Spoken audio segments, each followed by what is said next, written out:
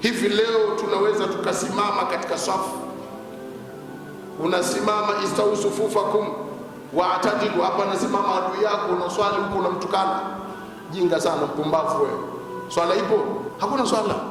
Tufuateni mafundisho ya Mtume Muhammad, tuenzini umoja wetu kama umoja aliokuwa nao Nabii Muhammad.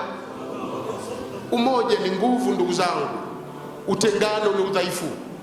Sio leo tunakuwa wakakamavu baadhi yetu kwa baadhi nyingine, hatupendani, hatushirikiani, hatuheshimiani. Mtume gani tunamfuata?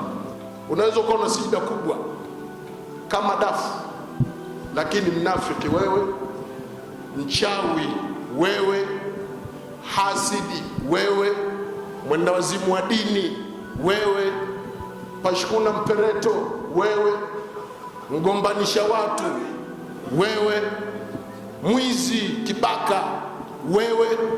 Sijida hapa haitokusaidia. Saifullah Online TV, elimika badi